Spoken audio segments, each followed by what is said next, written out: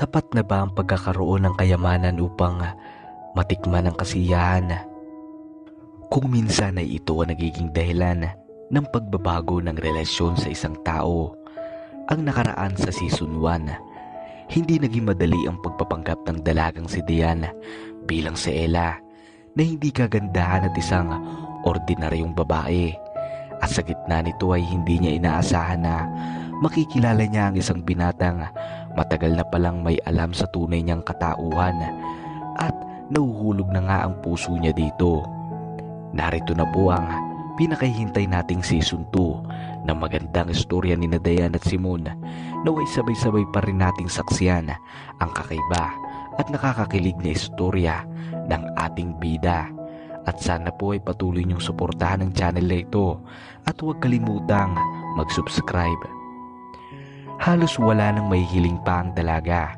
May mababait na magulang siya, magandang buhay, mahal siya ng mga tauhan nila at BF na rin niyang ang binatang si Simon. Good morning, mahal.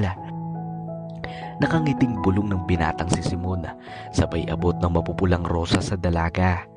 Parang isang teenager naman ang dalaga na hindi mapigilang mapatitig sa nobyo habang kinikilig. Good morning rin, mahal. Ngiting-ngiti na tugon ng dalaga. Sino naman kasing hindi kikiligin na umagang-umaga iniyayakap ka ng taong mahal mo at isang magandang ngiti pa ang sasalubong sa pagising mo. Buhat na naging nobyo niya ang binata ay araw-araw itong dumadaan sa asyenda upang bigyan siya ng bulaklak. Nakaugalian din itong ipagluto siya ng almusal kung kaya din lang ng schedule nito bago pumunta ng ahensya. Paglulutuan kita ng masarap ngayon, mahal. Special breakfast for my special Diana. Bilyong pagkakasabi ng binata sa kanya. Lagi namang masarap ang luto mo, mahal. Tugon ng dalaga. Totoo naman ang sinabi niya. Masarap ito magluto. Siguro dahil matagal din ang nilagi sa Amerika. Kaya natuto itong mamuhay na mag-isa.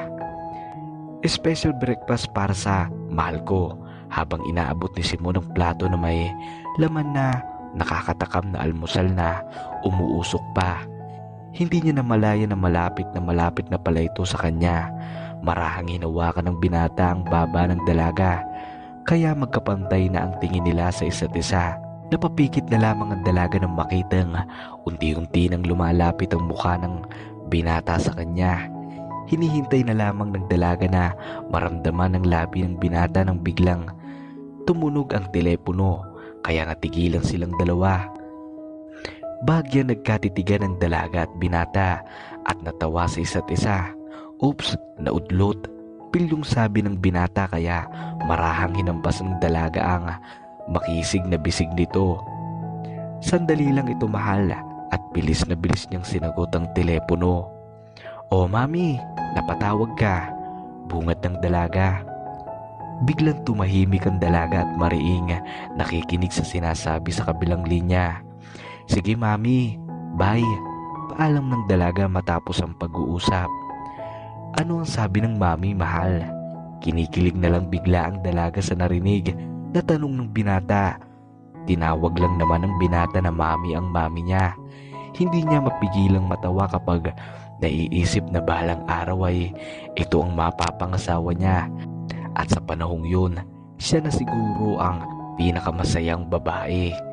Nakalimutan ko pala na ngayon yung araw na gusto ng mga magulang ko na umattend ako ng meeting ng board. May mahalaga daw silang ipapabago sa opisina. Sagot ng dalaga. "O ganun ba?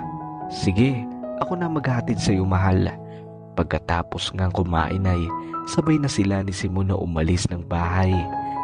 Inihatid siya nito sa magarang gusaling pag-aari ng pamilya niya kung saan doon nagaganap lahat ng mahalagang meeting para sa kumpanyang pag-aari nila. Buhat kasi na makatapos siya ng kurso, personal siyang tinuturuan ng senyor na mamahala ng pasikot-sikot sa kumpanya. Lagi nitong pinapaalala sa kanya na balang araw ay siya na ang magmamanage nito. Hinagkan na lang siya ng binata bago siya bumaba ng kotse nito. "Good luck, mahal," sambit pa nito at bigla nagbago ang tema. Agad ang boses nito bilang si Simon na private agent. Alam niya na minsan may itinatago pa rin sa kanya ang boyfriend. At dahil yun ang likas na trabaho nito, hindi na lang siya nagtatanong. Minsan hindi rin niya mapigilan na magtanong sa sarili. May tinatago bang sikreto ang nobyo niya? Bakit minsan ay pakiramdam niya na may ibang katauhan pa itong ayaw ipakita sa kanya? Ipinilig na lang niya ang ulo. Siguro naman kung ano ang itinatago ng binata sa kanya ay dahil ganun lang talaga ang trabaho nito at wala itong kinalaman sa buhay nila bilang mag-BF. Masaya ang relasyon nila at ayaw niyang masira lang yun dahil sa wala namang katuturan na pag-aalala. Na makapasok sa mataas na building ng mga Villa Puentejo ay agad napansin ng dalaga ang ibang dekorasyon nito na para bang may mahalagang pangyayaring magaganap. Siguro may promosyon or special na pangyayari sa kumpanya na gustong i-celebrate ng papa niya. Bulong ni Dayan sa sarili. Katulad ng dati ay ginabayan siya ng isang staff nila para pumasok sa magarang silid ng mga board ng kumpanya. Pagbukas ng pinto ay tumambad sa kanya ang napakagandang ayos nito at andun ang mga magulang niya at ilang beterang tauhan ng papa niya sa asyenda. Anong meron dito, mapa? Napansin niya na andun kasi ang lahat ng matataas na board members ng kumpanya at lahat ay nakatutukan tingin sa kanya na animo ay siya ang may-ari ng gusaling tinatapakan nila. Marahil siyang inakbayan ng papa niya para umupo sa isang magarang silya sa silid. Anak, matagal na namin nitong napagplanuhan ng dati mo. Naayos na rin namin ang mga papeles. Pagsisimula ng ina. Ano pong ibig niyong sabihin, mami? Naguguluhang tanong ng dalaga. Magiging sayo na ang malaking parte ng kayamanan natin, Diana. Nasa pangalan mo na rin ang karamihan sa ari-arian natin dito at sa hasyenda. Paliwanag ng kanyang ina. Mami, bakit parang biglaan po ata? Natanong na lamang ng dalaga. Alam kasi niya na hindi rin magiging madali ang pagpapatakbo ng isang kayamanan na ihahabilin ng isang magulang. Alam naman natin anak na hindi kami magtatagal dito sa mundo at ikaw lang ang kaisa-isa naming anak na pwedeng bigyan ng lahat ng naipundar namin. Isa pa, alam naming handa ka na, Diana, at alam mo na rin ang mga ganitong bagay kaya tama na ang panahon na ibibigay na namin ito sa iyo. Paliwanag naman ng ama. Mukhang wala na magagawa ang dalaga sa gusto ng mga magulang niya. Kung tutuusin ay halos araw-araw yata siyang inihahanda ng mga magulang sa araw na ito, kaya dapat hindi na siya magulat. Pero hindi pa rin niya inaasahan na nakaatang na sa kanya ang lahat ng responsibilidad sa pagpapatakbo sa napakatatag na kumpanyang binuo ng mga magulang niya. Hindi ko po kayo bibiguin, mapa, habang nakayakap sa mga magulang na alam niyang proud na proud sa kanya. Alam namin anak, at andito lang kami para sa iyo. Kasunod nun ay hindi magkamayaw ang lahat para batiin ang dalaga sa bago nitong posisyon sa kumpanya. Bahagya na lang niyang naalalang tawagan ng nobyo. Magugulat ito pag nalaman na siya na ngayon si Dayan Villapuentejo, ang CEO ng Villapuentejo Group of Companies. Hello mahal, you don't believe me what just happened, bungad niya. Ha ha ha ha, alam ko mahal, agent ata itong nobyo mo, and congratulations, sobrang bigating ka na talaga. Tukso pa nito sa kanya. Alam mo, oo naman, kaya hinayaan kitang pumunta mag-isa kasi yun ang hiling ng mga magulang mo para daw wag kang maghinala. Mahinang tawa pa nito. Ikaw talaga mahal. Nakangusong bigkas ni Diana. Susunduin mo ba ako mahal? Tanong niya sa nobyo. Naku sorry mahal, yun na nga sana ang sasabihin ko sa iyo eh. May biglaan kasi nangyari dito sa agency. Ipapasundo muna kita sa isang staff ko ha. Okay lang ba? Parang walang ganang sambit ng binata. Bigla na lamang nalungkot ang dalaga sa narinig mula sa binata. Ano ba naman ang magagawa niya? Katulad ni Simon, alam niyang minsan ay may problema sa pagpapatakbo ng kumpanya kaya naiintindihan niya ito. Okay, kita na lang tayo sa special place natin. Malungkot na tugon ng dalaga. Hey, huwag ka nang malungkot mahal. I love you. Sabi naman nito sa kabilang linya. Okay, I love you too. Mag-iingat ka. Nakangiti namang pagsasalita ng dalaga. Nang ibaba ng dalaga ang tawag ay bigla nang may tumigil ng kotse sa harapan niya. Dahan-dahan niya itong sinilip at may lumabas na isang binatang pamilyar sa dalaga. Magandang gabi po, Senyorita Villapuentejo. Ako po muna ang susundo sa iyo. Utos mula kay Cap Simon. Ako po si Aldous de Vegas. Pagpapakilala ng binata sa kanya. Napapikit saglit ang dalaga at pilit inaalala kung saan niya ba niya nakita ang binatang kaharap niya ngayon. Tama, ikaw yung tumukot sa akin nung araw ng graduation ko. Ikaw rin yung humatid sa akin para ipakita sa akin na Simon ang bahay. Masayang sabi ng dalaga nang maalala niya ito. Opo, ako nga po, Senyorita Diana. Nakakiting sagot ng binata. Hindi nagtagal at inalalayan na ng binata ang dalaga na makapasok na kotse at ihatid. Umabot ng ilang minuto at nakarating na sila sa falls na binilin ni Simon para sa kanya. Talagang naging special na ang lugar na yun para sa kanila ni Simon. Marami na rin kasing mahalagang pangyayari sa relasyon nila na saksi iyon. Lumabas na ang dalaga sa kotse at nagulat na lang siya nang makita ang mga nagkalat na petals ng rosas sa mismong tinigilan ng sasakyan. Nakakunot noong sinundan ng dalaga ang direksyon nito at natapos ito sa mismong pinto ng bahay na ipinatayo ng nobyo dati. Katulad noon, napakagandang tingnan ng bahay, lalo na sa ilaw na nakadekorasyon dito. Nagulat na lang siya nang makita ang binatang si Simon na ngayon ay nakatayo sa gilid ng lamesa na puno ng mga pagkain. May mga maliliit rin na liwanag sa bawat paligid na para itong isang lugar ng diwata. Simon? Tawag ng dalaga. Unti-unti nang lumapit sa kanya ang binata na may daladalang bulaklak. Mahal kong Diana. Nakangiting tawag rin ng binata. Maya-maya nagulat na lang ang dalaga na biglang lumuhod ang binata sa harapan niya at mayroon itong bit-bit na singsing. Simon? Nangihinang tawag ng dalaga na may naluluha ng mga mata. Parang nauhulaan na niya ang susunod na gagawin nito. Mababaliw ako kapag mawala ka sa akin, Diana. Ayaw ko na ring patagalin ito kaya hihingin ko na ang kamay mo, mahal. Senyorita Diana Villapuentejo, will you marry me? Kitang-kita sa mga mata ng binata ang kabang nararamdaman.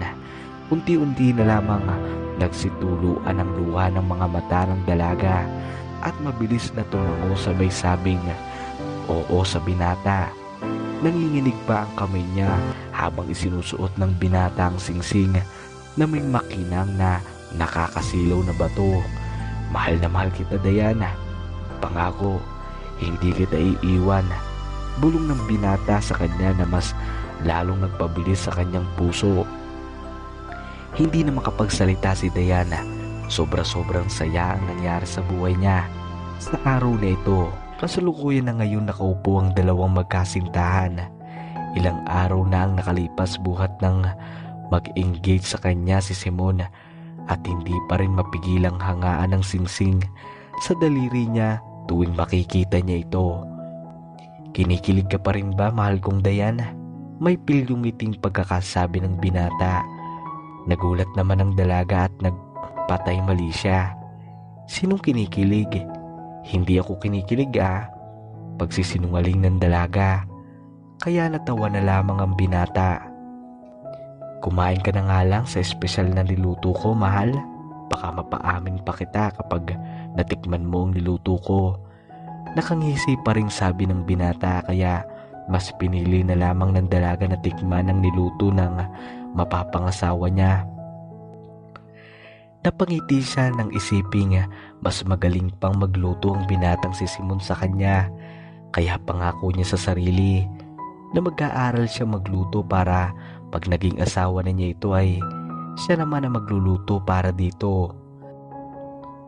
Siya ang babae. kaya siya dapat ang maghahanda ng makakain ng binata. Oh, what's with that sudden pace, mahal? May problem ba? Nag-aalalang tanong ng binata. No, nothing. It's just that hindi ako marunong magluto, Simon. Hindi naman pwedeng ikaw lang ang maghahanda palagi ng pagkain. Paano na kapag mag-asawa na tayo? Gusto ko namang gumawa ng isang gawain ng isang asawa. Malungkot at nahihiyang pag-amin ng dalaga. Napansin na lamang ng dalaga na hinahawakan na ng binata ang kamay niya, kaya napalingon siya dito. Don't worry, alam ko namang matututunan mo rin yan balang araw, Dayan. And who cares kung hindi ka marunong magluto? Mahal pa rin kita. Yan ang mahalaga para sa akin. Nakangiting sabi ng binata, kaya napangiti na lang rin ang dalaga. Naging puno ng tawanan ng gabing iyon at halos makalimutan na ng dalaga ang malagang sasabihin niya sana sa binata. Kasunod nun ay nagpaalam na ang magkasintahan sa isa't isa.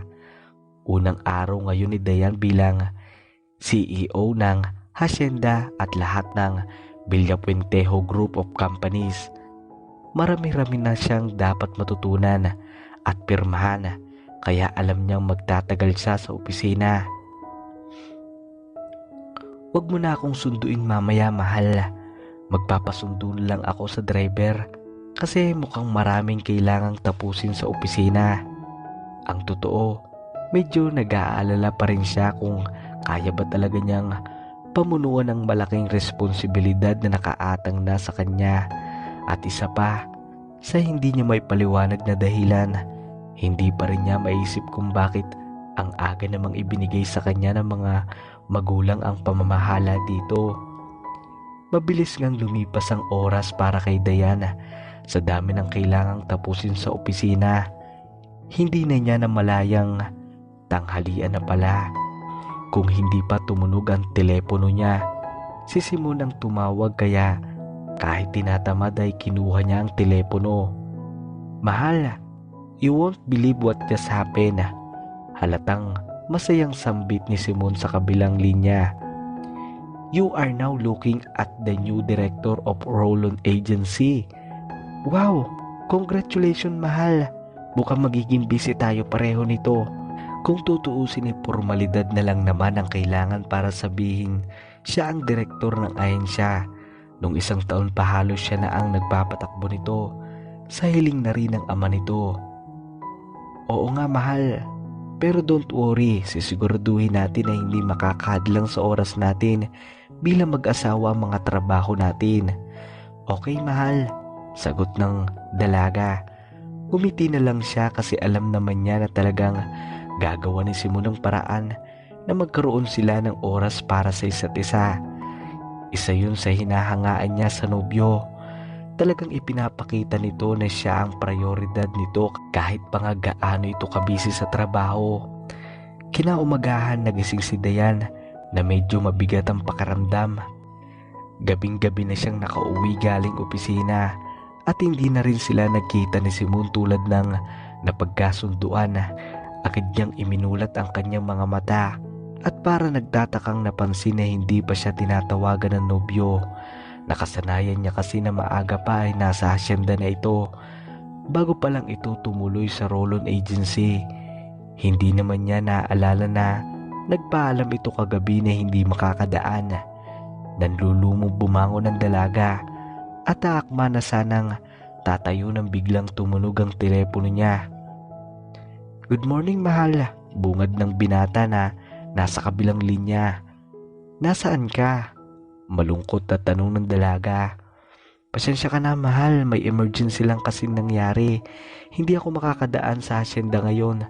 Pagsasalita ng binata pero hindi pa rin mapigilan ng dalaga at naramdaman pa rin niya ang matinding lungkot kahit alam niyang darating naman talaga ang panahon na hindi nito kayang dumaan sa hacienda.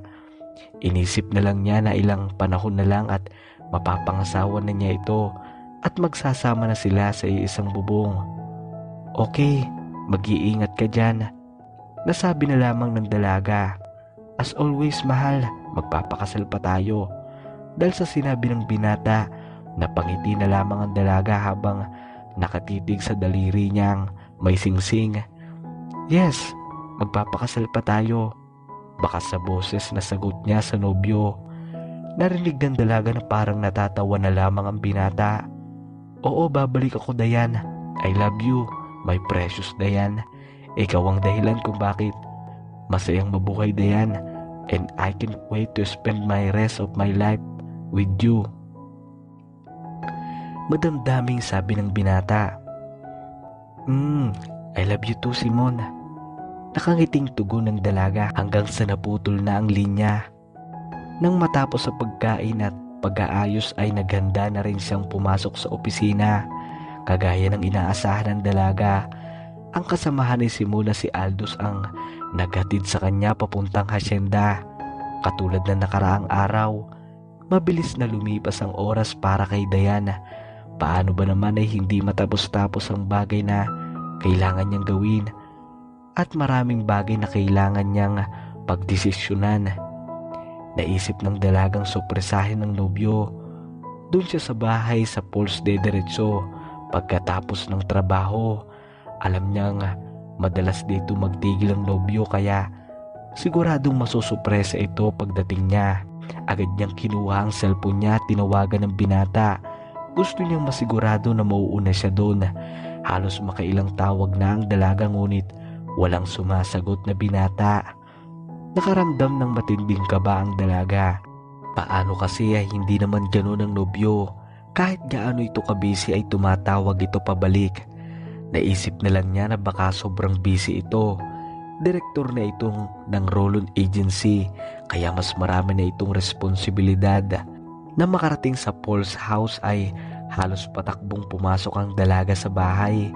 Ngunit agad niyang napansin na napakatahimik nito. Halatang hindi nagawi si Simon dito ng ilang araw. Mas lalo siyang kinabahan dahil sigurado siya na nung isang gabi lang ay andun ang binata habang kausap niya ito sa telepono. Aldous, alam mo ba kung nasa si Simon? Tanong ng dalaga sa nakatayong tagapagbantay. Ngunit umiling lamang ito. Walang ganang pumasok sa kwarto ang dalaga at pabagsak na humiga sa kama. Pinulot niyang muli ang cellphone at tinawagan muli ang binata. Naiyak na lamang ang dalaga nang wala talagang sumasagot na Simon Rolon. Simon, nasan ka ba? Nanghihinang bulong ng dalaga sa sarili. Dahil sa pagod ay hindi na niya napansin na nakatulog na pala siya. Nagising na lamang ang dalagang kinaumagahan na dahil parang may humahaplos sa buhok niya. Agad niyang iminulat ang mga mata niya at nagulat siya nang makita ang binata na ngayon ay katabi na niya habang nakapinta ang ngiti sa labi.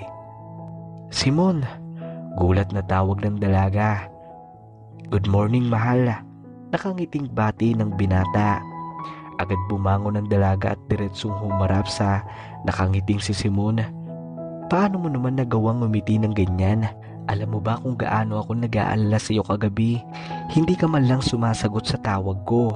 Hindi ka man lang nag-text sa akin. Nakalabing pagdadabog ng dalaga habang pilit siyang niyayakap ng binata. Sorry, Dayan. Huwag kang mag-alala, babawi ako. Okay, I'm sorry kung nag-alala ka. May mahalagang nangyari kasi sa trabaho. May mga agent kami na nalagay sa peligro kaya kinailangan ko magpanggap na sila. At salamat na lang at ligtas naming nakuha ang kliyente at ang mga agent. Pagpapaliwanag pa nito. Ayoko rin namang malayo sa iyo at alam mo yun. Hindi lang talaga ako pwedeng mawala sa trabaho kahapon. Nakayuko ng paliwanag ng binata. Naintindihan naman niya ang binata kaya niyakap na lang niya ito ng maigpit. Kasama sa trabaho nito ang i-absorb ang katauhan ng ibang agent kapag nalalagay ang mga ito sa peligro. Mag-ingat ka lang, mahal, sagot ng dalaga. Hindi napansin ng dalaga na malapit na pala sa mukha niya ang labi ng binata. Lumakas ang tibok ng puso niya. Maya-maya pa ay naramdaman na lang niya ang labi ni Simon na bahagyang inaangkin ng manipis niyang labi. Napasinghap na lang ang dalaga. Namiss niya talaga ang nobyo at hindi niya alam ang gagawin kung may mangyari dito. Magana na sila nag-almusal ng binata. Pagkatapos ay napagkasunduan nila na ihatid siya nito sa hasyenda bago tumuloy sa trabaho. Paalis na sana sila nang maalala niyang naiwan niya pala niya ang work bag niya sa silid, kaya nagmadali siyang kinuha ito. Nang kukuhain ang bag, nahagip ng paningin niya ang isang sulat na nalaglag mula sa mesa. Kunuto niya itong pinulot at napangiwi na lang siya nang hindi niya maintindihan ang nakasulat dito. Ilang lingwahe din ang naiintindihan ng dalaga, ngunit hindi niya ito kabisado dahil mukhang sulat itong Russian.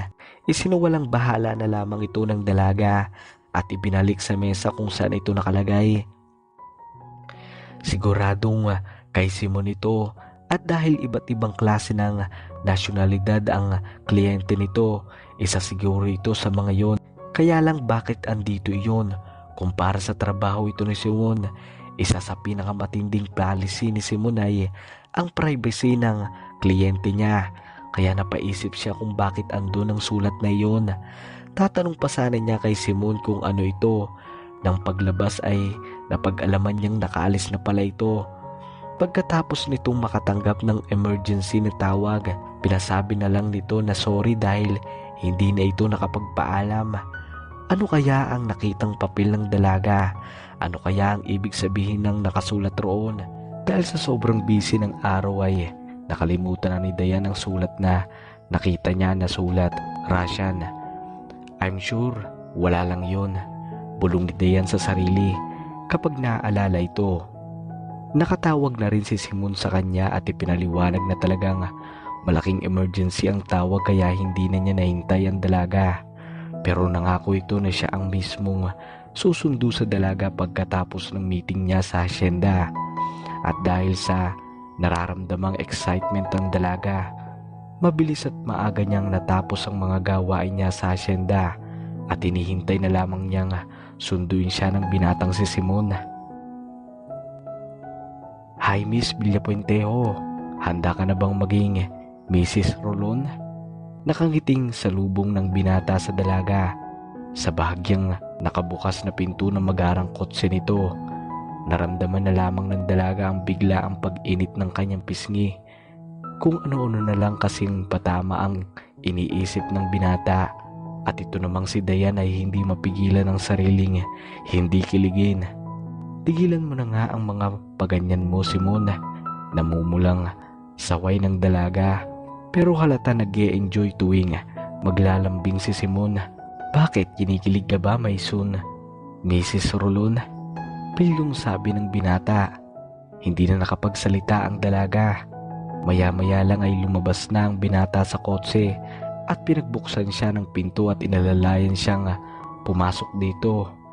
Isang perpektong biyahe. Yan ang sabi ng dalaga sa sarili. Kahit kailan naman ay hindi siya nainip kapag kasama ang nobyo. Meron kasi itong ibang karisma. Magaling mag-joke pero seryoso kung kailangan. Minsan, pag napapatingin siya dito, hindi niya pa rin mapigilang mapangiti. Mahal na mahal niya talaga ang nobyo at alam niyang ganun din ang nararamdaman nito para sa kanya. Maya-maya lang, napansin ng dalaga na hindi na ito ang daan patungo sa bahay na nakatayo sa poles. Simon, saan tayo pupunta? Nagtatakang tanong ng dalaga. Di ba sabi ko sa iyo babawi ako, kaya dadaling kita sa napaka-espesyal na lugar. Nakangiting sabi ng binata. Nakaramdam naman ng malakas na pagtibok ng puso ang dalaga. Napansin ng dalaga na parang naging makipot na ang daan. Saan ba talaga siya dadali ng binata? Maya-maya lang ay bigla nang tumigil ang sasakyan at inalalayan ng dalaga sa paglabas ng kotse. Hawak kamay na naglalakad ang dalawang magkasintahan at may napansin ng dalaga na parang pader, ngunit pinapalibutan na ito ng matataas na halaman. Simon? Nagtatakang tawag ng dalaga. Hindi sumagot ang binata, sa halip ay ngumiti lamang ito at may hawak na tela na itinakip mismo sa kanyang mata. Hindi naman nahirapan sa paglalakad ng dalaga dahil marahan naman siyang inalalayan ng binata. Maya-maya lang ay tinanggal na ng binata ang piring sa mga mata niya at halos maiyak sa sobrang saya nang makita ang isang hardin na parang tirahan ng mga diwata. May lamesa at 2 upuan sa gitna at pinapalibutan ito ng mga berdeng damuhan at malulusog na mga puno. Bakit ang hilig ni Simon sa mga ganitong lugar? Private agent nga ito dahil alam na alam nito ang mga lugar na halos hindi niya pa nakikita kahit sa panaginip. Simon, nasa planetang Earth pa ba tayo? Bakit sobrang ganda dito? Banghang sabi ng dalaga. Dahang-dahang naglakad ang dalaga habang ang mga kamay ay marahang nahahawakan ng mga magagandang bulaklak. May mga paru-paro rin na parang hindi mo aakalaing may ganong kagandang klase ng paru-paro sa mundo. Grabe ang pagbawi naman ng nobyong ito sa isip-isip na lang ng dalaga. Dayan, naputol na lang ang salita ng binata nang biglang may tumawag sa kanya mula sa telepono. Akala ng dalaga na hindi ito sasagutin ng binata ngunit nakita na lamang niya na kunot noong nakikinig ang binata sa tawag. Roger, halos pabulong na sabi ng binata ngunit narinig naman ito ng dalaga. Mabilis na ipinasok ng binata sa bulsa ang cellphone at may malalaking hakbang nang lumapit sa dalaga. Halatang nagbago ang ekspresyon ng mukha nito at malayo na sa magilong na si Simon. Nakasama niya kanina lang. Nagtataka namang nakangiti ang dalaga sa binata. Marahang hinahawakan ng binata ang 2 kamay niya at nagulat na lamang siya sa sunod na ginawa nito. Marahas nitong kinabig ang dalaga para halikan. Ramdam ng dalaga na naging mapusok ang halik ng binata sa kanya. Hindi ito kagaya ng mga halik na nagawa nila dati. Kinakabahan at nagtataka ang dalaga. Paano sa isang tawag sa telepono ay nagbago ang mood nito. Sa kanina lang ay parang nasa ulap sila sa ganda. Nang magkahiwalay na ang mga labi ay hinawakan ng binata ang magkabilang pisngi niya at seryosong nakatingin sa mga mata niya. Dayan, I'm sorry baby. I'm break up with you. Diretsahang sambit nito. Pero kahit pinipilit nitong magpakatatag, kitang-kita sa mga mata nito na parang may iyak ito habang sinasabi ang mga katagang iyon. Simon, nagbibiro ka ba? Naluluwang tanong ng dalaga. Hindi pa rin siya makapaniwala sa joke nito kung biro ba ito. Goodbye Dayan. Matapos sabihin ng binata ang huling salita na iyon, ay halos patakbo na itong lumayo sa dalaga at hindi na niya ito matanaw ng mga mata niya. Tulala pa rin ang dalaga habang nakatanaw sa direksyon ng tinatakbuhan ng binata. Anong nangyari? Naluluhang tanong ng dalaga sa sarili habang inaalala pa rin ang buong pangyayari. Hiniwalayan niya ba talaga ako? Iniwan niya ba talaga ako dito sa lugar na hindi ko man lang alam? Hindi na napigilan ng dalaga at nagsituluan na ang malalaking butil ng mga luha niya. Hindi niya maintindihan ang ginawa ni Simona. Akala pa naman niya ay masaya sila at may perpektong relasyon. Bakit siya iniwan ng ganong ka dalos-dalos? Naisip niya tuloy kung totoo ba talaga siyang may namahal nito. Naupo na lamang siya sa damo at napahugulgol sa pag-iyak. Ilang mura na rin na nasigaw ng dalaga dahil sa biglaang paghiwalay sa kanya ng binata. Ihahatid na po kita, Senyorita Dayan, sabi ng binatang si Aldous. At least iniwan pala nito ang katiwalang si Aldous para ihatid siya. Ayaw na sanang sumama ng dalaga dahil stop ito ng kinakamuhian na niyang ngayong binata na si Simon. Ngunit hindi naman niya alam kung saan lugar siya dinala nito, kaya nagpahatid na siya dito. Pinili na lang ng dalaga na umuwi na lamang sa hasyenda at wala siyang planong makipagkita sa binatang si Simon.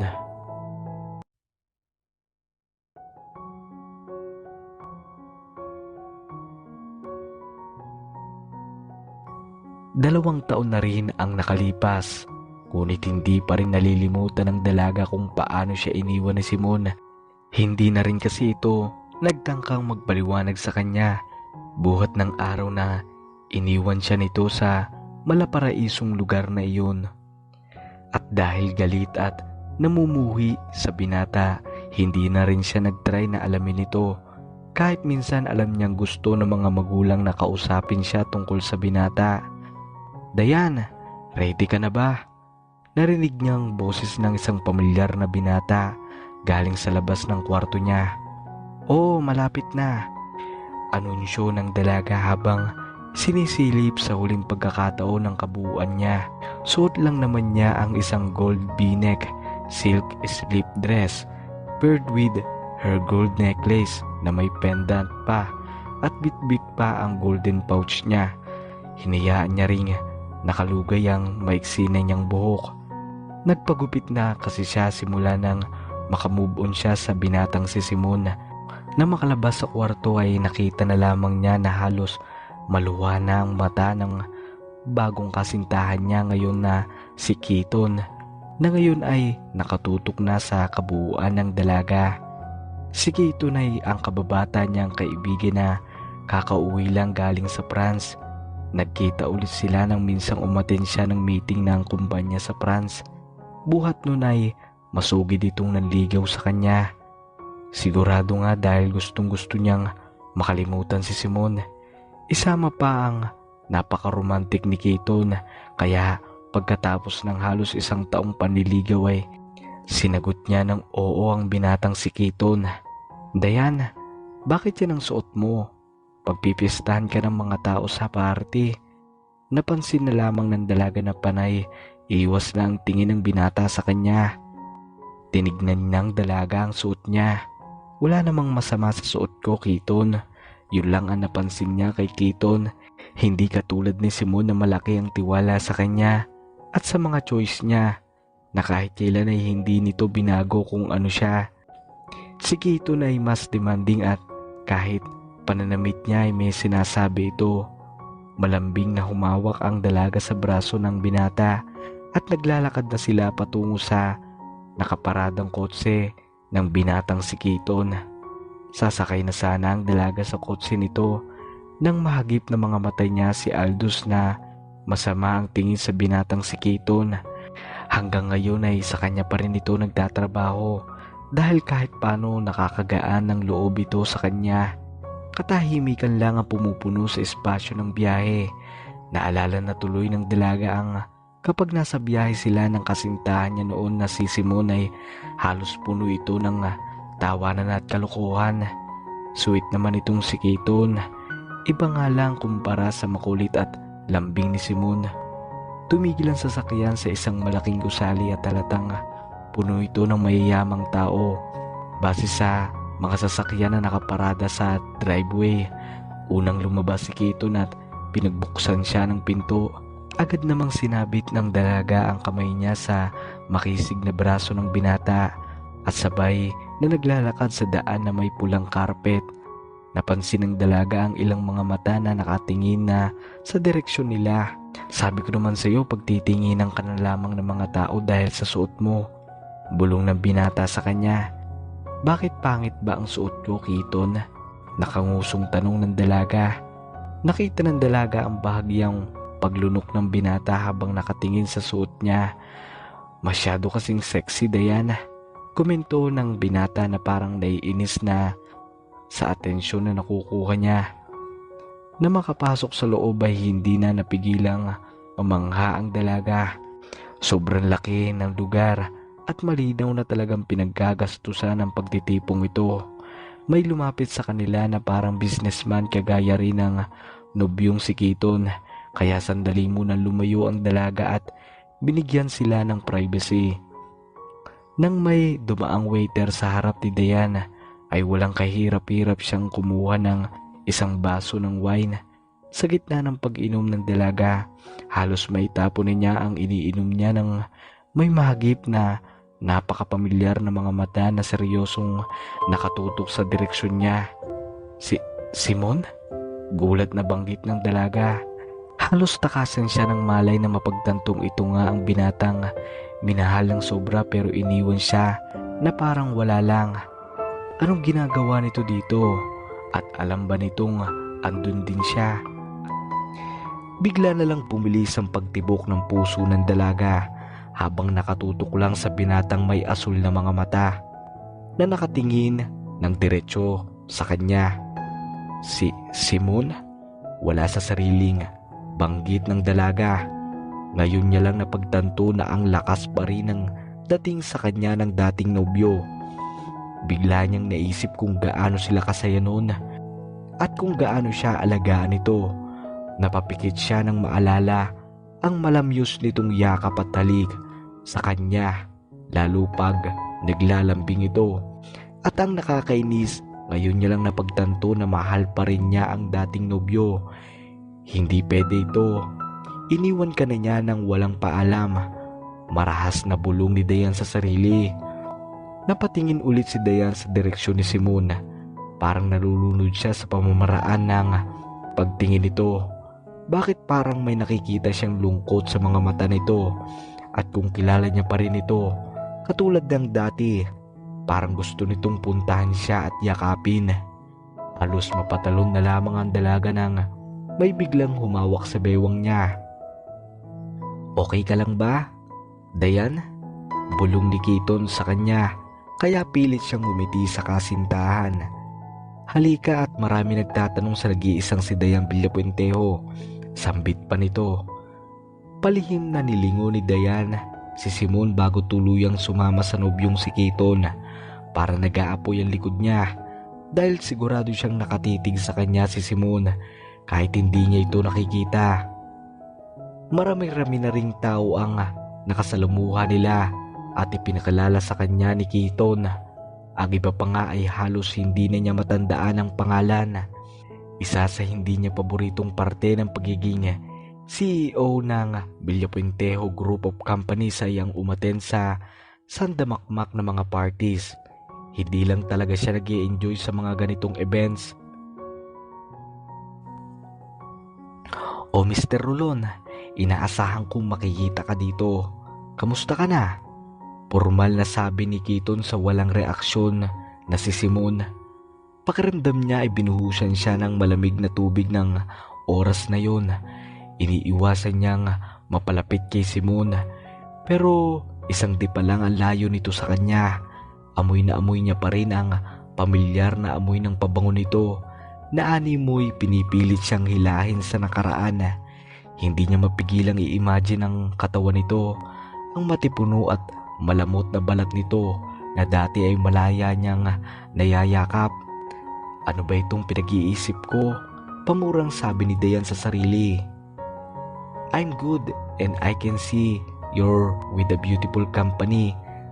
Sarkastikong sagot nito kay Kiton na mukhang hindi naman ito napansin.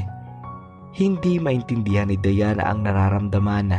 Ang kapal ng mukha ng Simon na ito na kung umasta ay parang hindi ito nang iwan sa kanya nang walang dahilan. I know I'm a lucky man. Parang batang sagot na sagot ni Kiton.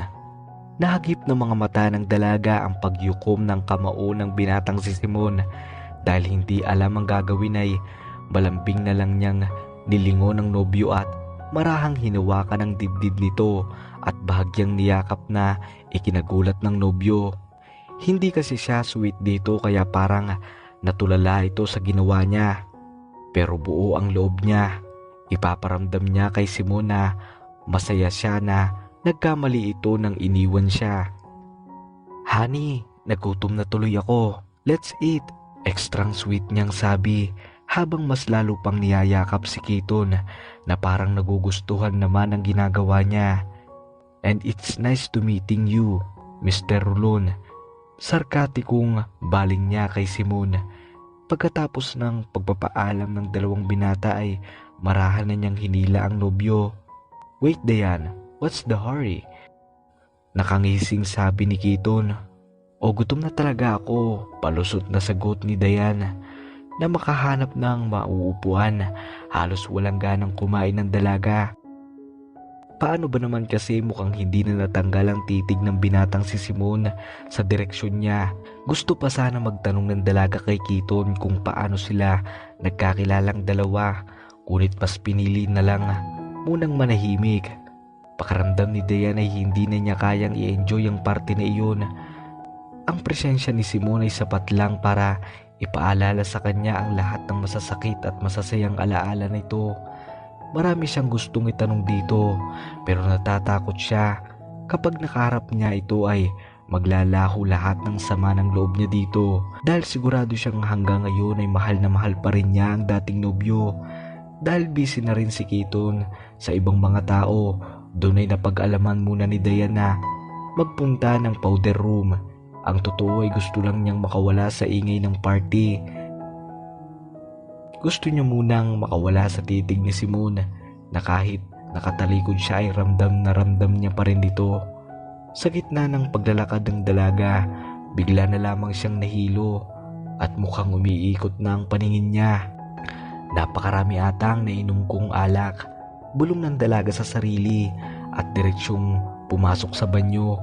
Buti na lang ay wala masyadong maraming tao sa powder room na iyon, dahil wala siyang balak na bumalik agad sa party. Pagkatapos ng halos kalahating oras niyang paglalagi sa napakagarang powder room ay nagdesisyon na si Dayan na lumabas. Medyo okay na ang pakiramdam niya at saka baka hinahanap na rin siya ng nobyong si Kiton. Akma na sana siyang lalabas nang hindi na niya pabuksan ang pinto nito. Nakalak ang pinto kahit nasa loob siya. Halos tumalon na lamang ang dalaga ng may malamyos na boses na bumulong mula sa likuran niya. Alam ng dalaga na si Simon ang kasama niya sa powder room na iyon ngayon.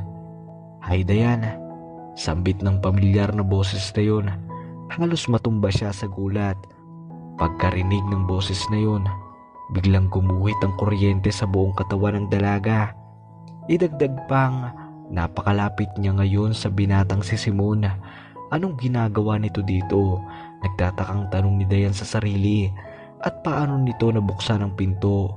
Naalala niya na ito nga pala ang trabaho nito at magaling na private agent ito, kaya sigurado siyang walang problema dito na kalikutin ang lock ng pinto ng powder room na iyon. "Anong ginagawa mo dito, Simon?" Nagtitimping tanong ng dalaga. Ayaw niyang magtanong dahil ayaw niyang ipakita sa lalaki na kaunti na lang ay maiiyak na siya. Isang bagay ang napagtanto niya, hindi niya kayang magalit sa lalaki. Ang totoo, kung susundin niya ang gusto ng katawan at puso niya, gusto niyang magpakulong sa matipunong bisig nito. Pero hindi maaari, malaki ang kasalanan nito sa kanya. Ang swerte naman nito kung big hug ang makukuha nitong grand welcome galing sa kanya pagkatapos ng pag-iwan nito. Tinangka na lang niyang buksan ang pinto. Hindi niya pa talaga kayang harapin ang lalaki. "Tayo lang ang nandito, Dayan. May mga tauhan akong nakabantay sa labas para walang makaistorbo sa atin," mahinahong sabi ng binata. Baka sa mukha nito na parang kay tagal nitong nalungkot. Kahit hindi matukoy ni Dayan pero halatang may pinagdadaanan nito. "Ang kapal ng mukha mong magpakita ulit sa akin matapos mo akong iwan sa lugar na iyon. Alam mo bang halos mabaliw ako nang kaiisip kung may nagawa ba akong mali kung kaya't iniwan mo ako?" "Bakit, Simon? Bakit mo ko iniwan?" Hindi na niya mapigilan ang sarili. Naiyak na lamang ang dalaga habang naramdaman niyang marahan siyang niyakap ng binata. "Bitiwan mo ako, Simon. Masaya na ako ngayon. Huwag mong isiping babalik ka at parang wala lang lahat." Biglas niyang kumakawala sa bisig ni Simon. Aaminin niya na miss niya talaga ang makulong sa matipunong bisig nito. "Sorry, Dayan. Sana alam mong araw-araw kong pinagdudusahan ang ginawa kong yun. Sana ay kaya kong sabihin sa iyo ang totoo ng araw na yun. Alam ko nasaktan kita at dahil doon, sobrang sakit din yun sa akin." Patuloy nitong pagsasalita habang nakatungo at animong pinipigil ang luha. "Sana nga nagpaliwanag ka man lang, Simon. Sana hindi mo ko iniwan na parang wala lang. Kung kailan ilang buwan na lang at ikakasal na tayo. Sana naging tapat ka sa dahilan mo." Buksan mo ang pinto, Simon. Kung hindi ay tatawag ako ng pulis dito. Habang umiiyak ay sambit ng dalaga. Nakikiusap ako, Dayan. Alam kong mali ang ginawa ko pero ginawa ko yun para sa'yo. Tinangka na naman itong yakapin siya pero nagpumiglas siya at akmang bubuksan ang pinto. Kung hindi kita iniwan ay sasaktan ka lang nila at buong pamilya mo, Dayan. Yan ang totoo. Yang ang laman ng sulat na nakita mo na sulat Russian. Maliwanag na sabi ng binata nang akmang bubuksan ni Dayan ang pinto. Napatigil si Dayan. Bigla niyang naalala ang sulat na sinasabi ni Simon. Nakalimutan na rin kasi niyang itanong ito noon sa binata. Hindi niya namamalaya na nakalapit na pala sa kanya ang binata at inihaharap nito ang mukha niya para patingnan siya nito ng diretso. Umalis ako at nakipag-break sa'yo kahit masakit, Dayan, dahil marami nagtatangka sa buhay ko noon at idadamay ka nila at ang pamilya mo. Ngayon ay umiiyak ng paliwanag nito. Pero kahit kailan hindi kita iniwan, Dayan. Hanggang ngayon ay nagre-report pa rin sa akin si Aldous ng lahat ng mahalagang pangyayari sa buhay mo, lalo na kung may panganib na nag-iintay sa'yo. Noon niya naalala kung bakit napakahalaga ni Aldous sa kanya, kaya nga nakagaanan niya na ito ng loob. Si Simon pa rin pala ang amo nito at pinapagabayan siya ng dating nobyo dito. Naalala niya na tuwing may mga problema siya ay agad andun si Aldous kahit hindi naman niya ito tinatawag. Sorry, takot lang akong mawala ka na habang buhay. Takot lang akong masaktan ka ng pisikal. Sana maniniwala ka pa rin sa akin na mahal kita at kahit kailan hindi yun nagbago. Sa loob ng 2 taon, mas pinili kong tingnan ka sa malayo dahil alam kong hindi ka nila idadamay. Ngayon ay nakayakap na ito sa kanya at nagulat siya na napagtanto na hindi na siya nagpupumiglas. Ipinagkanulo na siya ng puso niya na nagmamahal pa rin sa dating nobyo. Ikinuwento pa nito na dahil malaking grupo ng droga na nasa butahe nila nung panahon na yun ay sunod-sunod ang banta sa buhay niya. Katunayan ay ilang agent o loan agency ang nasaktan at binawian ng buhay. Hindi sigurado si Dayan kung dahil lang ba mahal niya ang binata kaya naniwala siya agad dito. Pero kilala niya ang binata noon. Alam niya nagsasabi ito ng totoo.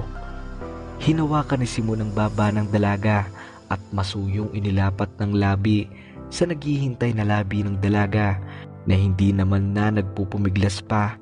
Pagkatapos ang halik na iyon ay halos mapiga na siya sa sobrang higpit ng yakap ni Simon sa kanya. Noon niya biglang naalala na nasa labas nga pala si Keaton, ang bago niyang boyfriend. Para namang nahulaan ito ni Simon kaya marahan siya nitong binitiwan.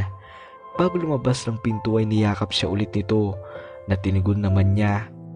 Lumipas ang mga araw at bakas na bakas pa rin ang ibang sigla ni Dayan. Magana lagi siyang nagtatrabaho. Katunayan ay ilang parangal na rin na nakuha ng kumpanya dahil sa pamumuno niya. Kahit ang mga magulang niya ay napapahanga niya sa lahat ng nakukuhang tagumpay ng kumpanya. Patuloy pa rin naging maayos ang takbo ng relasyon nila ni Keaton. Kahit paminsan-minsan ay napapansin niyang hindi ito kumbinsidong tapos na sila ni Simon. Paano kasi ay dahil palibasa ay malapit sa papa niya, si Simon ay regular itong nakakasama ng ama sa paglalaro ng golf tuwing Sabado. Napag-alaman din niya na ang totoo ay alam ng mga ito ang totoong dahilan kung bakit siya iniwan ni Simon. Noon 2 taon na ang nakararaan. Pero mas pinili ng mga itong itago din yun sa kanya sa kahilingan ng binata dahil alam nilang susuungin niya ang panganib. Huwag lang malayo kay Simon sakaling nalaman niya ang totoo noon. Kasalukuyang nasa opisina si Dayan na magpasabi ang mga magulang na sasabay ang mga ito sa tanghalian. Dayan anak, napag-usapan namin ng mami mo na mas mabuting ihar ulit natin ang ahensya ni Simon para sa mga malalaking background check ng deals ng kumpanya natin. Unang hirit ng papa ni Dayan sa halos nabilaukan na dalaga. Hindi niya halos ma-imagine na kukunin nila ulit ang serbisyo ng roll-on agency dahil hindi lang sa naiilang pa rin siyang malapit kay Simon, pero ang ibig sabihin lang ay mas madalas niya ulit itong makakasama dahil siya ang kumahawak ng background check ng deals ng kumpanya.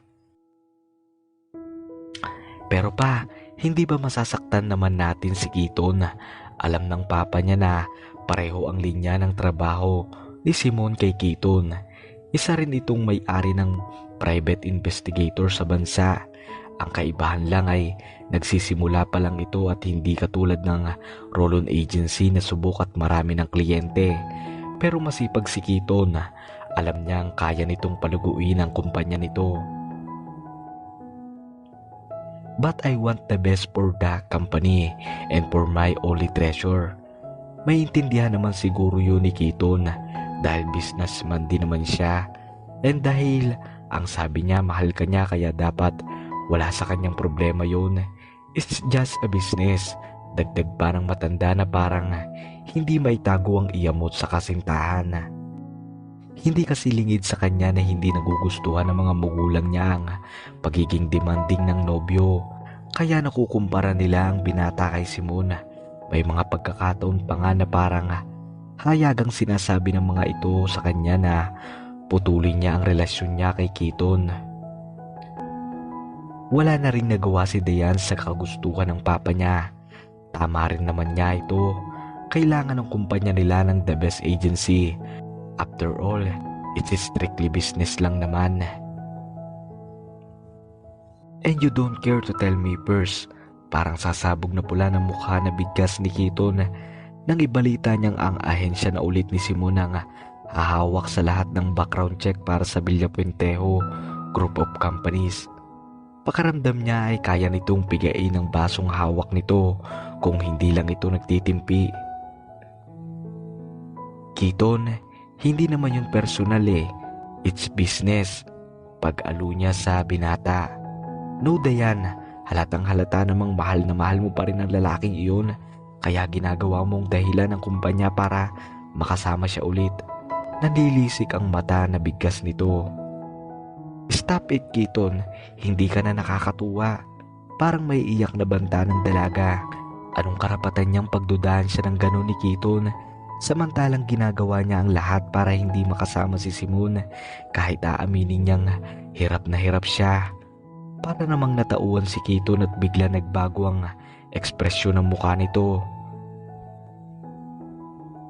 Oh, I'm sorry Diane. Nadala lang ako ng emosyon ko. Paghingi ng paumanhin nito habang akmang yayakapin siya nito. Ganun naman kasi si Keaton, gagawa ng pag-aawayan tapos hihingi ng paumanhin na akala mo ay okay lang ang lahat. It's okay, marami pa rin akong gagawin. Mauna ka na. Hindi diretsahang pagtataboy niya sa nobyo habang umiiwas sa yakap nito. Nahulaan naman ito ng binata at agad ay bumalik ang inis na ekspresyon nito, pero napilitan na ring lumabas dahil pumasok na si Aldous sa office ni Diane. Itong si Aldous laging maaasahan, bulong ni Diane sa sarili. Na mga sumunod na araw ay mas malimit na niyang makita at makatrabaho si Simon, lalo na ngayon na may malaking deal sila na gustong ipasok sa kumpanya. At kahit naiilang siya sa presensya nito, ay nagpapasalamat siya na kahit kailan ay ito ay hindi nagtangkang pag-usapan ng nakaraan. You look beautiful Diane as always. Masayang bati ni Simon. Sabay abot ng mainit na kape. Ganon kasi ang binata kapag alam lang nito na makakatrabaho niya si Diane ay lagi itong dumadaan muna sa paborito niyang coffee shop para ibili siya ng kape. Pakaramdam ni Diane ay nag-aapoy ang mukha niya sa pula. Bakit apektado pa rin siya sa presensya at papuri nito? Saway ni Diane sa sarili. Ikaw rin Simon. Sagot naman ng dalaga na alam niyang ikinatuwa nito. Kahit naiilang siyang kasama ang binata ay lagi niyang nahuhuli ang sarili na masayang humahalakak sa mga jokes nito. At namiss niya talaga ang mga corny nitong jokes. at paminsan-minsan ay hindi niya pa rin mapigilang hindi mapatitig sa mukha ng binata. Ang mapupula nitong labi, alam niyang nahuhuli siya minsan ni Simon kaya pinilit niyang mag-concentrate sa trabaho. Maagang natapos ang araw na iyon. Nang paalis na si Simon ay naalala niyang kaarawan ito bukas. Advance happy birthday Simon. Anong plano mo bukas? Painusenteng tanong ng dalaga. Salamat Dayan. Yun na nga sana ang sasabihin ko sa iyo eh. Iimbitahan sana kita sa birthday dinner ko bukas. And don't worry, papunta din dun sina mami at daddy at ilang kaibigan pati na rin ang mga magulang mo. Agad na sabi nito nang makitang parang tatanggi siya sa imbitasyon nito. And it will be sa Paul's house, siguro time na rin na bumisita ka ulit doon. Tudyo pa nito habang cute na naghihintay ng isasagot niya. Tama naman si Simon. Buhat nang iniwan siya nito ng 2 taon na nakaraan ay hindi na niya pinupuntahan pa ang Paul's house. Kahit niya ngayon ay nasasaktan pa rin siya kapag naaalala ito. Bigla namang siyang naawa dito. Pero bigla niyang naisip si Keaton. Hindi ito matutuwa pag nalaman na magiging kasalo niya sa dinner si Simon. Pero birthday dinner naman iyon. Kastigo ni Dayan sa sarili. At saka hindi naman niya solong magdi-dinner kasama ito. Okay Simon, I'll be there. Sagot ni Dayan dahil parang ayaw niyang madismaya ito. Thank you Dayan. Parang batang bigyas ng binata. Namimiss niya ang mga ganitong gawain ni Simon. Cute lang. Kahit isa ito sa may-ari ng napaka-successful na private agent. Maraming tao sa Paul's house nang makarating siya. Sinadya niyang huwag pumunta ng maaga kahit pinipilit siyang isabay ng mga magulang niya. Nagdahilan na lang siya na marami pang gagawin. Pero ang totoo ay ayaw niya lang makasalamuha ng matagal si Simon at ang mga taong parte ng buhay nila nung masaya pa silang bilang magkasintahan. Thank you for coming my Dayan. Biglang yakap ni Simon sa kanya. Napatras naman si Dayan. Hindi pa rin talaga mawala sa kanya ang kuryenteng hatid ng mga yakap nito at gusto niya sanang tugunin ang mahigpit na yakap nito sa kanya pero bigla nag-flashback sa isip niya ang nobyong si Keaton. Come here and let's eat. I'm sure you're hungry. Baliwalang sabi ni Simon na parang sinadyang kunin ang atensyon niya. Marami pa silang napagkwentuhan at nagpapasalamat siya kay Simon na napakaingat nito. Huwag balikan ang nakaraan para hindi masira ang gabing yun. Nagugulat na lang siya sa sarili na parang tumatawa siya sa mga jokes nito. Namiss niya talaga ang company ng dating nobyo. Napansin na lang ni Diana sila na lang palang dalawa sa Paul's house. Nagsiuwian na ang mga bisita ni Simon, pati ang mga magulang niya. I'll just go to the powder room and then siguro uuwi na rin ako Simon. Medyo gabi na. Nakita niyang parang gusto pa sana siyang pigilan nito, kaya agad na siyang tumalikod. Natatakot siya na baka pag humiling ito, wag siyang umalis ay hindi siya makatanggi. Paalis na si Dayan ng powder room nang may marinig siyang malakas na kalabog. Kasunod nun ay nakita niyang nakahundusay si Simon at duguan. Run Dayan, run! Sabi nito habang hirap na hirap sa pagsasalita. Parang nais nitong gumapang papunta sa kanya. Pero dahil duguhan ito ay halatang nasaktan ng sobra. You have nowhere to go princess. Nakangising sabi ng lalaking kilalang kilala niya. Sanchez? Ikaw na naman? Anong ginawa mo kay Simon? Nangangatal na sabi ni Dayan. Kailan mo ba kami titigilan Sanchez? Matapang na tanong ng dalaga.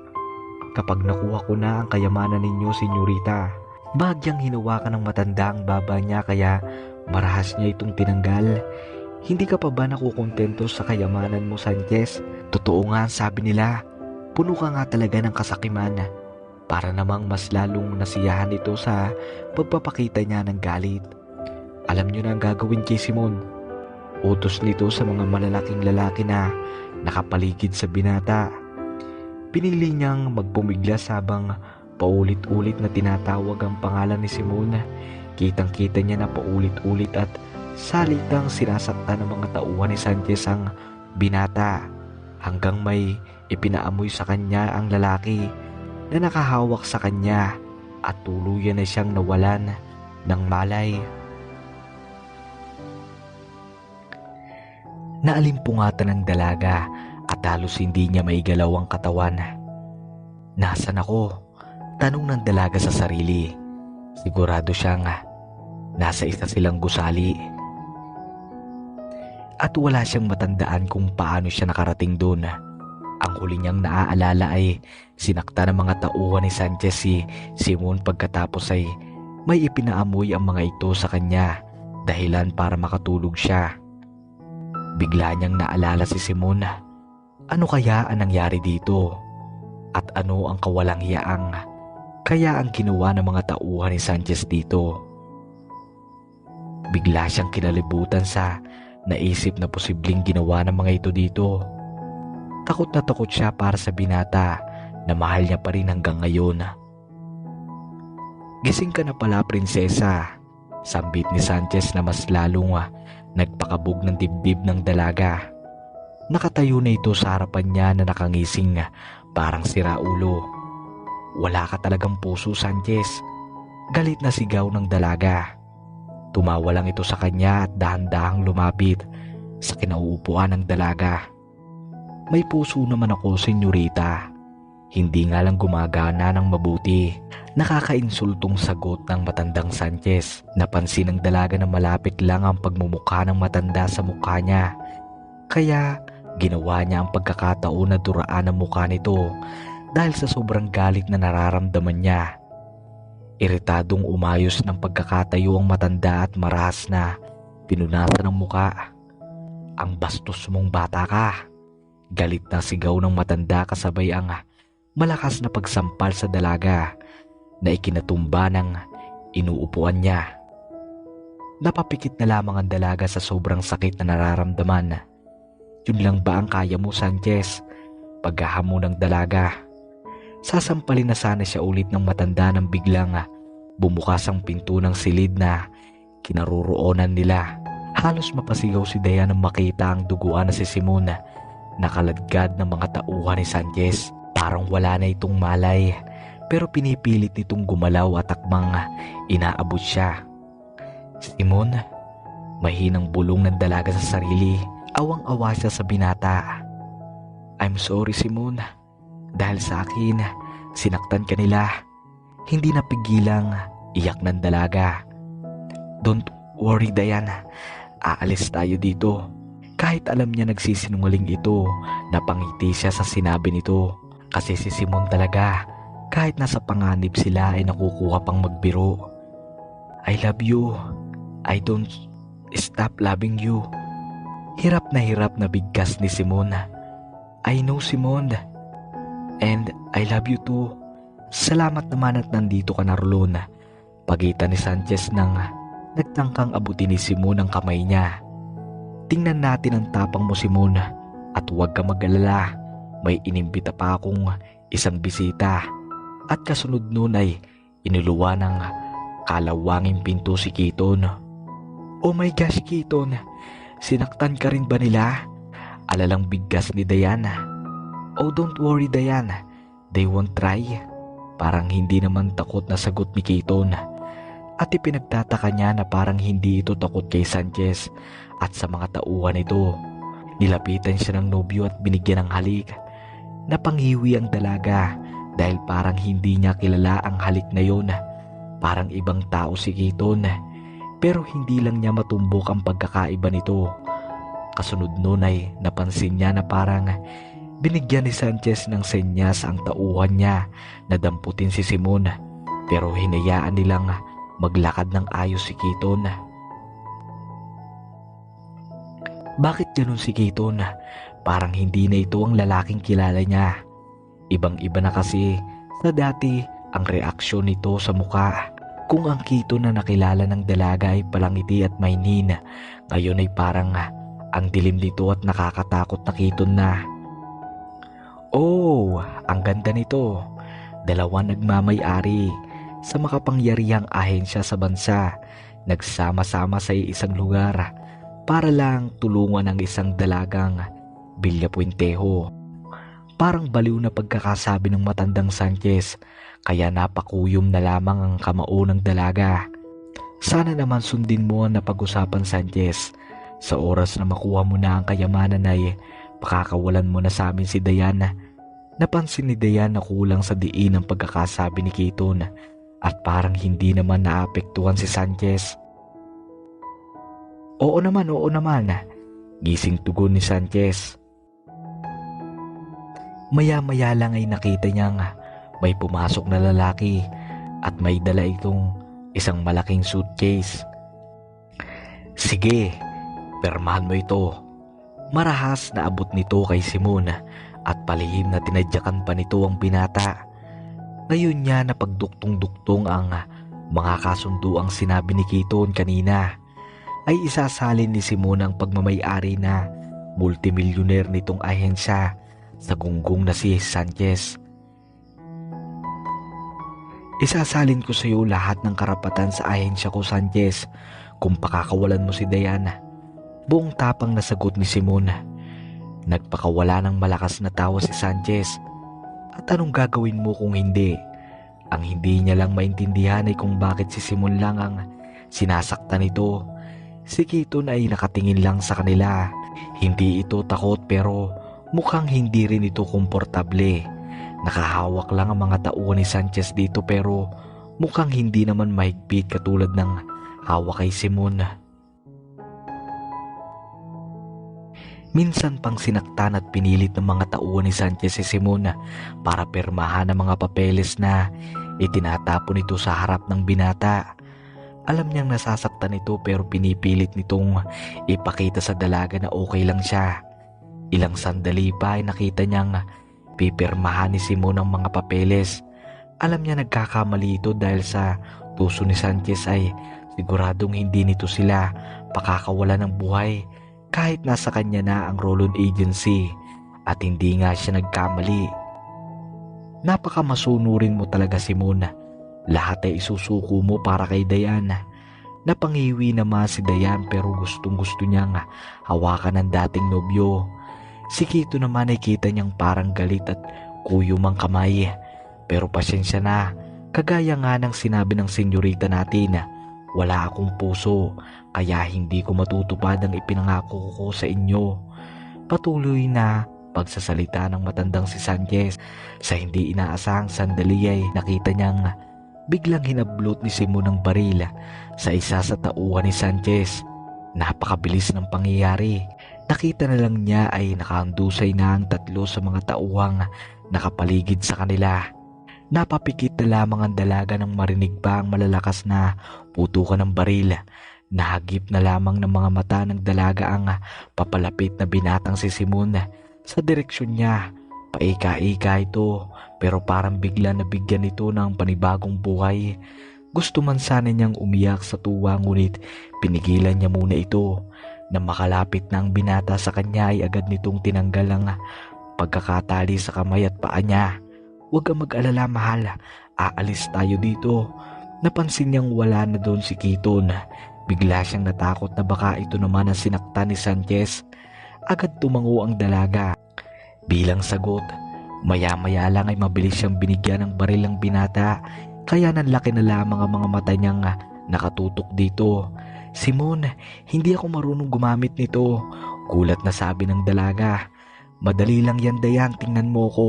Nakatutok lamang ang dalaga sa binata habang nagpapaulan dito ng putok sa mga kalaban. Hindi na malaya ng dalaga. Nasa tuktok na pala sila ng gusali. Doon niya bigla nahagip ng mga mata ang matandang Sanchez na ngayon ay papalapit na sa kakarating lang na helicopter. Hindi, malakas na sigaw ng dalaga at tumakbo patungo sa matanda para patigilin ito. Ayaw niyang may madamay na namang inosente dahil sa kasakamihan ng matanda.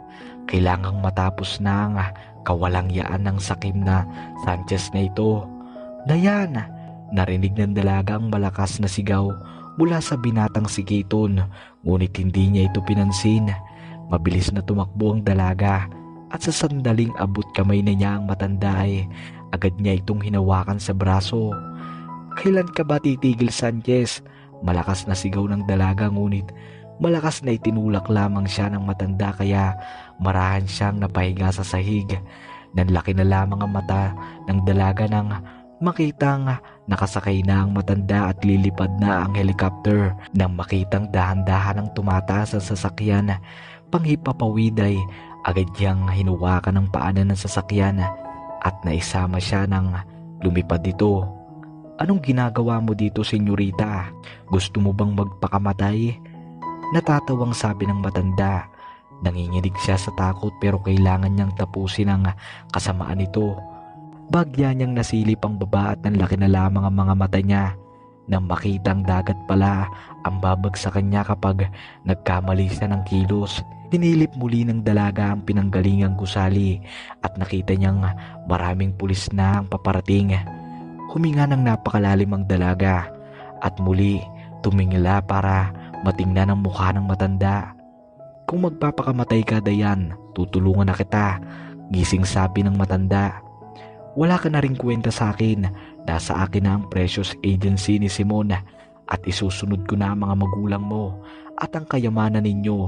Nang marinig niya ang pangalan ng mga magulang ay parang nawala ang takot sa buong pagkatao ni Dayan. Nakita niyang bahagyang tumayo ang nakangising si Sanchez at taakma na sanang aapakan ang kamay niyang habang nakabitin pa rin siya sa helicopter na iyon. "Oo, mamamatay ako, Sanchez, pero kasama ka," sigaw ng dalaga kasabay ang paghawak sa paa ng matanda at buong lakas itong hinila.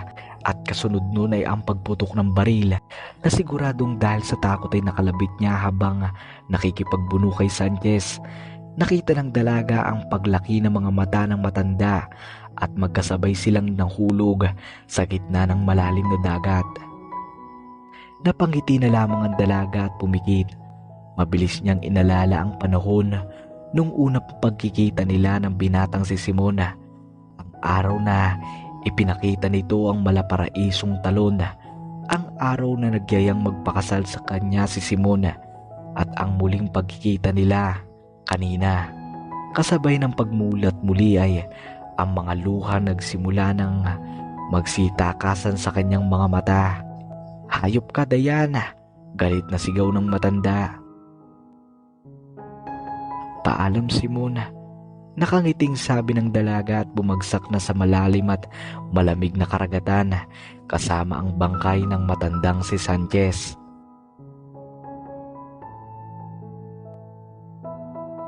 Pagkalipas ang ilang buwan matapos ang pangyayari, nalungkot ang lahat sa pagkawala ng dalagang si Diana, lalo na ang mga malapit nitong kaibigan na si Rain na umuwi pa galing ng Amerika para lang magpaalam sa huling pagkakataon sa kaibigan. Matapos kasi ang gabing iyon ay agad rumisponde ang mga pulis. Nakita nila ang walang buhay ng matandang si Sanchez, ngunit ang katawan ng dalaga ay hindi pa rin nakikita. Pati mga magulang ni Diana ay nagdesisyon na sa Amerika muna maglagi sa sakit ng pagkawala ng nag-iisang anak. "Hindi ako pwedeng magtagal dito sa Pilipinas, Simona. Balitaan mo na lang ako kapag nahanap na ang katawan ni Diana." Umiiyak na sabi ng dalagang si Rain. Wala sa sariling tumango ang binata. Utang niya kay Diana ang buhay niya. Kung hindi nito sinuong ang panganib mag-isa, tiyak patay na rin siya. Bulong ni Simon sa sarili. Halos mawala na siya ng ganang mabuhay. Ano pa ba ang kwenta ng buhay niya para sa kanya? Ngayon wala na ang pinakamamahal niyang babae.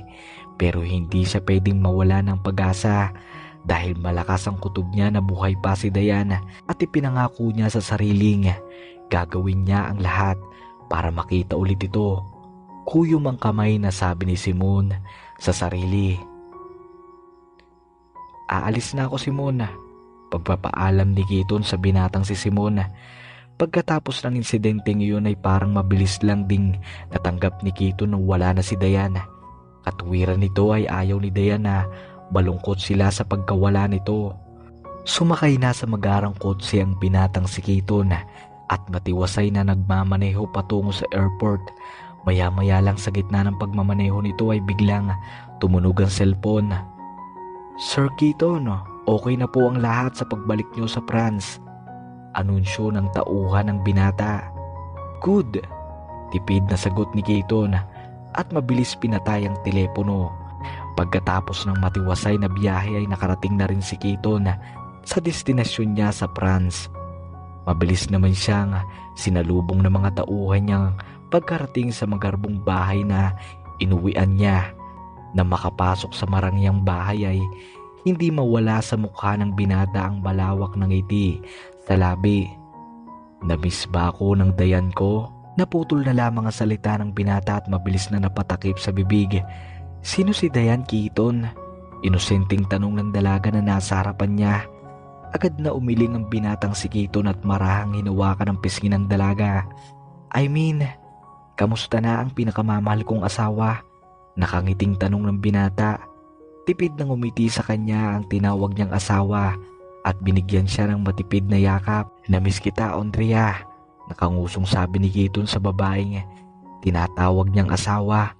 Pagkatapos ay agad umalis ito dahil tinawag ng isang kasambahay. "Akin ka lang, Dayan Villapuentejo, at hindi ka maagaw sa akin ni Simon. Akin ka lang at hindi na yan magbabago pa. Simula ngayon, ikaw na si Audria, Sidra Gray, ang pinakamamahal kong asawa." Pagsasalita ni Keaton sa sarili at nagsimula ng pumasok sa bahay habang tinatanawang palayong si Dayan. Dito sa France ay asawa niya ito at walang makakatuklas ng pinakatatago niyang sikreto. Yan na ang huling episode sa season na ito. Mga kaibigan, sana'y nagustuhan ninyo ang kwentong ito at salamat rin sa araw-araw na pagtutok sa pinaka-inaabangang kwento ni Dayan at Simon. At dahil sa walang sawang pagsuporta sa kwentong ito, magkakaroon po ito ng season 3, kaya sana'y sabay-sabay pa rin nating tunghayan sa susunod na kabanata ng kwento ni Dayan at Simon.